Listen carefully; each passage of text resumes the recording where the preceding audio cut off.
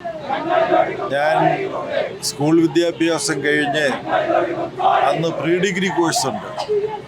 ആ പ്രീ ഡിഗ്രിക്ക് ഇപ്പോഴത്തെ +2 പഠിക്കാൻ കൊല്ലം SN കോളേജിൽ ചേർന്ന സമയത്ത് കൊല്ലം റെയിൽവേ സ്റ്റേഷൻ മൈതാനിയിലുള്ള ഒരു യോഗത്തിൽ പ്രസംഗിക്കാൻ വരുന്ന ഒരു 50 വയസ്സുകാരനായിട്ടുള്ള VS, ഇപ്പോൾ 100 വയസ്സ് കഴിഞ്ഞല്ലോ.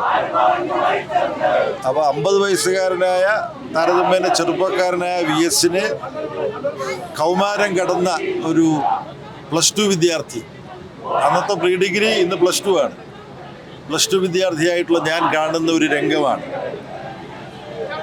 അന്നത്തെ അപേക്ഷിച്ച് ഒരുപാട് മാറ്റങ്ങളുണ്ട്. VS പ്രസംഗിച്ച റെയിൽവേ സ്റ്റേഷൻ മൈതാനം തന്നെ ഇന്നൊരു ആരാധനാലയമായിട്ട് മാറി. ആ മൈതാനം ഇല്ലാതായി കൊല്ലത്ത്. അപ്പോൾ ഒരു കടഞ്ഞെടുത്ത വീട്ടിത്തടി പോലുള്ള ശരീരമാണ് VSൻ്റെ. നല്ല ബലിഷ്ഠമായ ശരീരം, ശരീരത്ത് പറ്റിച്ചേർന്ന് കിടക്കുന്ന ജുബ.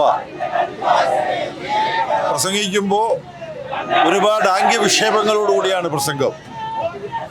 ആ ആംഗ്യവിക്ഷേപങ്ങളുടെ ഒരു ചടുലത കൊണ്ടും കാഠിന്യം കൊണ്ടും പ്രസംഗിച്ചൊരു 10-20 മിനിറ്റ് കഴിയുമ്പോഴത്തേക്ക് VS വിയർത്ത് കുളിക്കുകയാണ്. അപ്പോൾ ആ സ്വന്തം വിയർപ്പിൽ ശരീരത്തോട് ഒട്ടിപ്പിടിച്ച് കിടക്കുന്ന ജുബ, ആ ജുബായിൽ നിന്ന് പ്രസംഗിക്കുന്ന VSൻ്റെ ചിത്രമാണ് എൻ്റെ മനസ്സിലുള്ളത്. VSൻ്റെ അന്നത്തെ ആ വേഷം മരിക്കുമ്പോഴും അദ്ദേഹം മാറ്റിയിട്ടില്ല. അപ്പോൾ ചില കാര്യങ്ങളിലുള്ള വാശി വിട്ടുകൂടാ. അത് എവിടെ ഒരു അനീതി ഉണ്ടെന്ന് കേട്ടാലും VS അവിടെ ഓടിയെത്തും, അതിനെതിരായിട്ടുള്ള സമരത്തിൽ പങ്കെടുക്കും, ജനപക്ഷത്ത് നിൽക്കുക, അതോടൊപ്പം പ്രകൃതിയുടെ പക്ഷത്ത് നിൽക്കുക. പ്രകൃതി ഉണ്ടെങ്കിലേ മനുഷ്യനുള്ളൂ. പ്രകൃതി സംരക്ഷണം അനീതിക്കെതിരായ സമരം പോലെ തന്നെ തൻ്റെ ജീവിതവൃതമാക്കിയ മറ്റധികം രാഷ്ട്രീയ നേതാക്കന്മാരില്ല.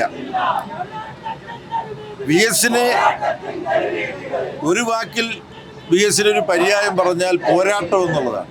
എല്ലാവരും ഇപ്പോൾ മുദ്രാവാക്യത്തിൽ വിളിക്കുന്നതാണ്. മറ്റൊന്ന്, ഞാൻ മുമ്പ് അധികം കേട്ടിട്ടില്ലാത്ത ചില മുദ്രാവാക്യങ്ങൾ ഇപ്പോൾ കേൾക്കുകയാണ് VSനെ കുറിച്ച്. ഞങ്ങളുടെ കണ്ണിലെ കണ്ണീരായി, ഞങ്ങളുടെ നെഞ്ചിലെ നൊമ്പരമായി, ഞങ്ങൾക്കൊപ്പം നിന്ന സഖാവി. ഇതൊരു കവിതയാണ്. ഞാനിത് ആദ്യമായിട്ട് കേൾക്കുകയാണ്. നേരത്തെ ആരെങ്കിലും ഇത് വിളിക്കുന്നുണ്ടാവുമായിരുന്നോ, ഞാൻ കേൾക്കാത്തതാണോ എന്നെനിക്കറിഞ്ഞില്ല. അപ്പം ജനങ്ങൾ അവരുടെ ഹൃദയത്തിലേക്ക് ഏറ്റെടുത്ത ഒരു നേതാവാണ്. കമ്മ്യൂണിസ്റ്റ് പാർട്ടിയുടെ നേതാക്കന്മാർ സഖാവ് P കൃഷ്ണപിള്ള മുതൽ EMSഉം AK ഗോപാലനും ഗൗരിയമ്മയും EK നയനാരും ചടയൻ ഗോവിന്ദനും എല്ലാം ഇതുപോലെ ജനങ്ങളാൽ സ്നേഹിക്കപ്പെട്ട നേതാക്കന്മാരാണ്. പക്ഷെ ഇന്നലെ 3 മണി കഴിഞ്ഞ് അദ്ദേഹം മരിച്ചതിന് ശേഷം ജനങ്ങളുടെ ഈ വികാരവായി ഒഴുകുന്നത് കാണുമ്പോൾ ഇതൊരു താരതമ്യമില്ലാത്ത അനുഭവമാണ്. ഞാൻ വിദ്യാർത്ഥി പ്രവർത്തകനായിരിക്കുമ്പോൾ 1977 AKG മരിക്കുന്നത്. AKGയുടെ മൃതശരീരവുമായി കണ്ണൂർ പയ്യാമ്പലത്തേക്ക് യാത്ര ചെയ്ത ഇതുപോലുള്ള ബസ്സിൽ അന്ന് അനൗൺസ്മെന്റ് വാഹനത്തിൽ, ഒരു SFI സംസ്ഥാന പ്രസിഡന്റാണ്, അനൗൺസ്മെന്റ് വാഹനത്തിൽ സഞ്ചരിച്ചയാളാണ് ഞാൻ.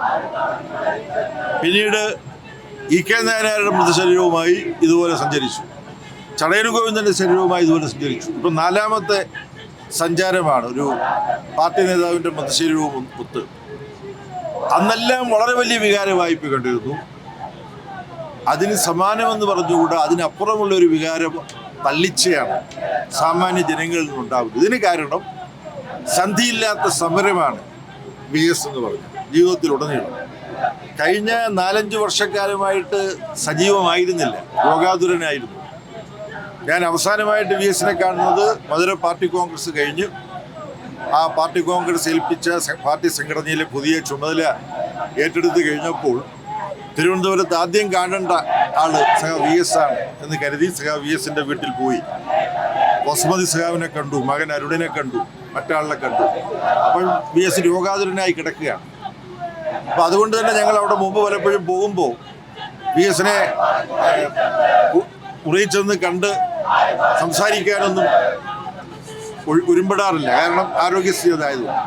പക്ഷെ ഇത് എൻ്റെ കൂടെ ബെറ്റി ഉണ്ടായിരുന്നു. ബെറ്റി പറഞ്ഞ് നമുക്ക് പിന്നെ വസുമതി സഖാവിൻ്റെ സമ്മതത്തോട് വി എസിനെ ഒന്ന് കാണാം. അങ്ങനെ മുറി തുറന്ന് അകത്തേക്ക് ചെന്നു. ഇപ്പോൾ ശ്വാസോച്ഛ്വാസം ചെയ്തുകൊണ്ടിരിക്കുകയാണ്. അപ്പോൾ ബെറ്റിയാണ് വിളിച്ചു പറഞ്ഞത്, വി എസ് എ ഞങ്ങൾ പാർട്ടി കോൺഗ്രസ് കഴിഞ്ഞ് വന്നിരിക്കുകയാണ്, സഖാവിന് സുഖമല്ലേ? അപ്പോൾ മറുപടിയൊന്നും പറഞ്ഞില്ല. വി എസിൻ്റെ ശരീരം ഒന്ന് ശ്വാസോച്ഛ്വാസത്തിന് പുറമേ ഒന്ന് ചലിച്ചു. നമ്മൾ പറഞ്ഞത് സഖാവിന് മനസ്സിലായി എന്ന് പറഞ്ഞിട്ട് ഞങ്ങൾ പോരുകയാണ് ചെയ്തത്. അതിനു മുമ്പൊരിക്കൽ ഇപ്പം നമ്മളോടൊപ്പം ഇല്ലാത്ത Sitaram Yechury, party general secretary Sitaram ഒത്തും വി എസിനെ പോയി കണ്ടത് ഞാൻ ഓർക്കുന്നു. അപ്പോഴും ഞങ്ങളോട് പ്രതികരിക്കാൻ കഴിയാവുന്ന അവസ്ഥയിലായിരുന്നില്ല. സജീവമായിരുന്ന കാലത്ത് മുഴുവൻ സാധാരണ മനുഷ്യന് വേണ്ടി പ്രവർത്തിക്കുകയും പൊരുതുകയും ചെയ്തുകൊണ്ടിരുന്ന ഒരാളാണ്. കോളേജ് വിദ്യാഭ്യാസമൊന്നും നേടിയിട്ടില്ല, എന്നാൽ സർവകലാശാല വിദ്യാഭ്യാസത്തിനപ്പുറം അദ്ദേഹം നേടി. എവിടെ നിന്നാണ്? ജനങ്ങളുടെ സർവകലാശാലയിൽ നിന്നും, ജീവിതമാകുന്ന സർവകലാശാലയിൽ നിന്നും അദ്ദേഹം പഠിച്ചത് സർവകലാശാലയിൽ പോയി പഠിച്ചിട്ടുള്ള നമ്മളൊക്കെ പഠിച്ചതിനേക്കാൾ കൂടുതലാണ്. മുഖ്യമന്ത്രിയായിട്ട് അദ്ദേഹം പ്രവർത്തിക്കുമ്പോൾ അദ്ദേഹത്തിൻ്റെ കൂടെ വിദ്യാഭ്യാസ സാംസ്കാരിക വകുപ്പിൻ്റെ ചുമതലക്കാരനായിട്ട് മന്ത്രിസഭാംഗമായിരുന്ന അനുഭവങ്ങൾ എനിക്കുണ്ട്. IAS ഉദ്യോഗസ്ഥന്മാരെയും ഒക്കെ വരച്ച വരയിൽ നിർത്തിക്കൊണ്ട് ജനങ്ങൾക്ക് വേണ്ടി കാര്യങ്ങൾ തീരുമാനിക്കാനും നടപ്പാക്കുന്നു എന്ന് ഉറപ്പാക്കാനും കഴിഞ്ഞിട്ടുണ്ട്. അക്കാലത്ത് വി എസിൻ്റെ കൂടെ വി എസിൻ്റെ രാഷ്ട്രീയകാര്യ സെക്രട്ടറിയായി, പൊളിറ്റിക്കൽ സെക്രട്ടറിയായിട്ട് പ്രവർത്തിച്ചുകൊണ്ടിരുന്ന ഇപ്പോഴത്തെ ധനകാര്യമന്ത്രി ബാലഗോപാലും എൻ്റെ കൂടെ ഇരിക്കുന്നുണ്ട്.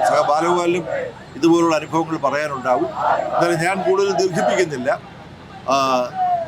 ജനങ്ങൾക്ക് വേണ്ടി നിരന്തരം പ്രവർത്തിച്ചും പോരാടിക്കൊണ്ടിരുന്ന വി എസ് ഒരു രംഗത്ത് നൽകിയ സംഭാവന ആർക്കും മറക്കാൻ കഴിയില്ല.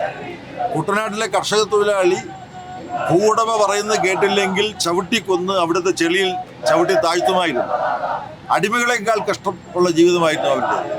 അവരെ സംഘടിപ്പിച്ച് അവരെ നട്ടല് നിവർന്ന് നിന്ന് അവകാശം ചോദിക്കാൻ, അവകാശം നിഷേധിച്ചാൽ ചെങ്കൊടി കുത്തി സമരം ചെയ്യാൻ പഠിപ്പിച്ചത് വി എസ് ആണ്. ആ ഒറ്റക്കാരൻ മാത്രം മതി വി എസിനെ ചരിത്രത്തിൽ രേഖപ്പെടുത്തുന്നത്. അതുമാത്രമല്ല, ചരിത്രത്തിൽ രേഖപ്പെടുന്ന ഒരുപാട് അധ്യായങ്ങളുണ്ട്. CPIM രൂപീകരിക്കാൻ വേണ്ടി റിവിഷനിസത്തോട് കടക്ക് പറഞ്ഞ് CPI നാഷണൽ കൗൺസിലിൽ നിന്ന് ഇറങ്ങി വന്ന 32 പാർട്ടി നേതാക്കന്മാരിൽ ഒരാളാണ് വി എസ്. അങ്ങനെ ചരിത്രത്തിൻ്റെ ഭാഗമാണ്. സ്വാതന്ത്ര്യ സമരത്തിൽ പങ്കെടുത്തിട്ട് കമ്മ്യൂണിസ്റ്റ് പാർട്ടി നേതാവായി ഇന്ത്യയിലെ പോളിറ്റ് ബ്യൂറോ നിലവാരത്തിൽ ഉയർന്ന വേറൊരു നേതാവിന് ബാക്കിയില്ല. അപ്പം ആ അർത്ഥത്തിൽ ഒരു യുഗത്തിൻ്റെ അന്ത്യമാണ് വി എസിൻ്റെ വേർപാട്. പക്ഷേ വി എസ് മരിക്കുന്നില്ല. കാര്യം വി എസ് കെട്ടിപ്പടുത്ത പാർട്ടി ജീവിച്ചിരിക്കുകയാണ്. ആ പാർട്ടി ശക്തിപ്പെട്ട് മുന്നോട്ട് പോകുന്നതിലൂടെ വി എസിൻ്റെ ജീവിതവും സമരജീവിതവും മുന്നോട്ട് പോകും എന്നാണ് പറയാനുള്ളത്.